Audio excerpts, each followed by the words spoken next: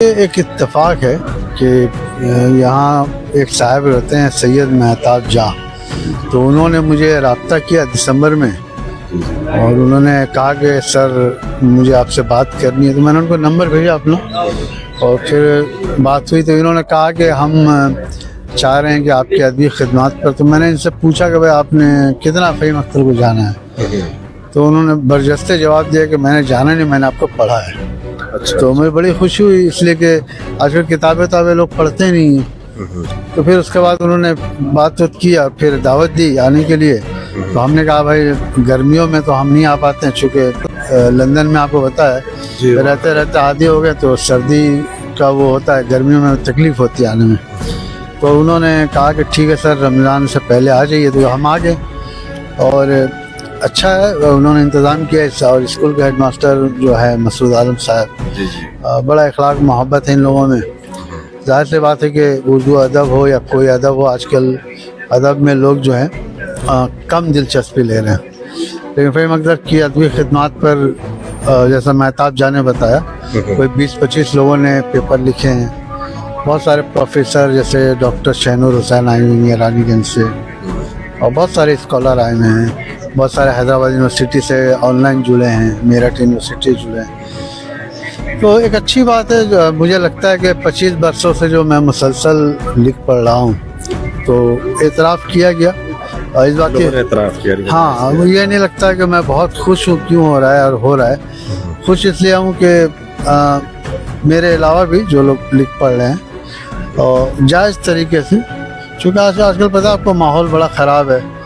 लोग असर रसूख अगर नहीं है, खुशामद नहीं करते, तो ये सब काम नहीं लोग करते हैं जैसा मुझे लोग बताते हैं। तो मैं समझता हूँ जितने भी राइटर हैं जो वाकई में मेहनत से लिख पढ़ रहे हैं और उनकी अगर किताबें हैं, काम हैं, तो लोगों को करना चाहिए। हमारी जो परवरिश हुई, जिस घर में हम पैदा हुए, वहाँ उर्दू का माहौल था। हमारे घरों में वो तोगरे लगे रहते थे और उसमें अल्लामा इकबाल के अशार होते थे। तो बचपन से तो ये सब देखते हमने सीखा। फिर उर्दू मीडियम स्कूल में पढ़ाई की। कौमी जज्बा बहुत है, जिसकी एक वजह है कि उर्दू ज़ुबान से मैं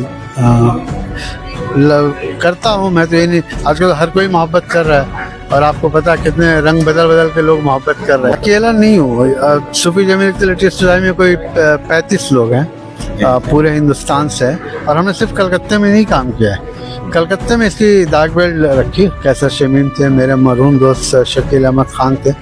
कलकत्ते में ज़रा मैं मायूस हो गया हूँ। वहाँ पर एक अजीब पता नहीं सियासी माहौल है या ज़ातियात है, तो हमारे ख़िलाफ़ बातें की जाती हैं, खामखा इल्ज़ाम लगाए जाते हैं, जो कि होनी नहीं चाहिए। कोई दलील नहीं। देखिए मैं तो मशहूर नहीं मानता, मैं मशहूर नहीं हूँ। देखिए मेरे तरह कई लोग लिख पढ़ रहे हैं, लेकिन आपने क्या सुना कि फ़हीम अख्तर उनके खिलाफ़ कोई प्रोपेगेंडा कर रहा है? आप इस तरह का तो अगर फ़हीम अख्तर नहीं कर रहा है, तो फ़हीम अख्तर के खिलाफ़ ये कौन लोग हैं जो इस तरह की बात। और मुझे हैरानी इस बात की है कि इन्हीं लोगों को कलकत्ता की महफिलों में मेहमान खुसूसियत सदारत का ओहदा दिया जाता है। तो ये सारे लोग उसमें कसूरवार हैं। तो एक ऐसा वाक़या आया था, हमारा प्रोग्राम जो है उसको सबताज करने की कोशिश की गई। वो साहब जो हैं उन्होंने की, उनका नाम भी आया। एक तबका है वहाँ जिसको अपने एहसास कमतरी का शिकार है, तो वो एहसास कमतरी के शिकार होने की वजह से वो ये सब करते रहते हैं। लेकिन फ़हीम अख्तर को सिर्फ कलकत्ता से क्या है, वो तो देखिए मुझे ख़ुद पर यकीन है। मैं खुद, मेरा इरादा पहले ही पस नहीं हुआ, पहले ही मजबूत नहीं हुआ। मैंने आपसे कहा कि उर्दू का मेरे ऊपर कर्ज है, तो मरते दम तक मैं करता रहूँगा, चाहे मुर्शिदाबाद हो, कलकत्ता हो, हैदराबाद हो, बॉम्बे हो, जहाँ जहाँ। हाँ, मेरे अंदर लालच नहीं है। मैं उर्दू के खातिर पैसे नहीं लेता हूँ, लूँगा भी नहीं। इस ज़ुबान ने फ़हीम अख्तर को फ़हीम अख्तर बनाया। मैं कैसे इस ज़ुबान, कलकत्ता मैंने स्कूल किया है, मैं जनरल सेक्रेटरी मौलाना कॉलेज का, तो किसी की धमकी देने से मैं आना बंद कर दूँगा? वो अहमक है जो धमकी दे रहा है, वो अहमक है जो भी इस तरह की बातें कर रहा है मेरे खिलाफ। कोई दलील नहीं है। भाई आप ये बताइए कि बेकर हॉस्टल का सुपरिटेंडेंट रिज़ाइन कर दिया, ये अखबार में मैंने खबर पढ़ी, कोई फाइल गायब हो गई, उसके बारे में आप लोग सवाल क्यों नहीं पूछते उससे? जाइए अब जर्नलिज्म जो है, जर्नलिज्म तो हम लोगों को आवाम की राय देनी चाहिए ना। तो ऐसा क्यों हुआ, इस बात पर भी तो बात होनी चाहिए ना। फ़हीम अख्तर जो है वो कलकत्ता नहीं आए, प्रोग्राम नहीं करे, आपके चैनल के तहत बोल रहा हूँ, ये इनकी गलत फहमी है। फ़हीम अख्तर जब तक जिंदा है ज़िंदगी रहेगी। कलकत्ता वालों ने बहुत प्यार दिया और कलकत्ता वाले प्यार देते हैं। ये चंद बिके हुए लोग हैं जो प्रोपेगेंडा कर रहे हैं और उनके प्रोपेगेंडा से मेरा कोई नुकसान होने वाला नहीं है। अगर कोई दलील नहीं है और आप इस तरह की बातें कर रहे हैं, तो जो लोग हमको फॉलो करते हैं, जो हम तो नई नस्ल को ज़्यादा ही करते हैं, तो उनको उनके जहन में जहर ये क्या है, ये वो लोग हैं। इससे हम थोड़ा सा मतलब के फ़िक्रमंद हैं, लेकिन वो कामयाब नहीं हो पा रहे हैं। वो एक के बाद वो चाले चल रहे हैं, कोई फ़ायदा नहीं है, कुछ नहीं कर पाएंगे। इसलिए मैं गलत हूँ तो आप आइए बात कीजिए। आप मुझे ये बताइए कि अमेरिका का जो सदर है ट्रम्प, वो जो कर रहा है, तो आप तो जवाब दीजिए ना। ये ट्रम्प के नक्शे कदम पर चल रहे हैं ये लोग, तो इनका तो अंजाम वही होगा। गलत लोग हैं ना, गलत लोग हैं, अफवाहें उड़ा रहे हैं, लोगों के कान भर रहे हैं। हमारी 18 किताबें पब्लिश हुई हैं और 5 किताबें और आ रही हैं। मज़ामीन हमने लिखे हैं, 25 बरसों से मेहनत की है, हमने गुफ्तगू की। आपने आज हमारी तकलीफ सुनी, क्या कहा मैंने?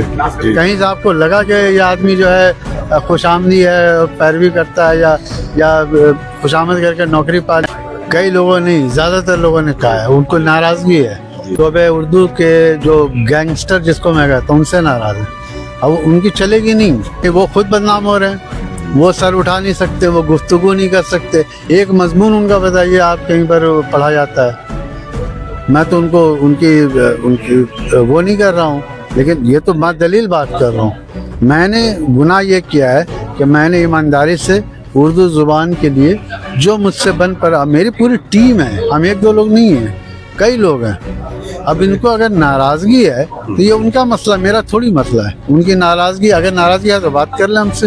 इत्तेफाक था कि दिसंबर में हमारे पास फ़ोन आया और ये प्रोग्राम तहत वाला हुआ और मैंने उनसे बहुत खरा हमने पूछा कि भाई तुम फ़हीम अख्तर को जब जानते हो तब करो। चूँकि देखिए, मैं आज से नहीं, जब कलकत्ते में था, पढ़ाई करता था, उस वक्त भी किसी प्रोफेसर से सब मानते थे हमको। मैं आपको बता रहा हूँ, दामाद मैं बनता दामाद मैं बनता, लेकिन मैं उस वक्त कायल नहीं हूँ। और इसलिए मैं बोल रहा हूँ कि आप अपनी जो है ना, अपनी कुटिया को बचाइए। आप शीशे के घर में रह करके पत्थर ना फेंकिए। आप जानते हैं मुहावरे का मतलब। जी। फ़हीम अख्तर का सर जख्मी हो सकता है, लेकिन फ़हीम अख्तर का सर चूर नहीं हो सकता है, क्योंकि उसका रब उसके साथ है।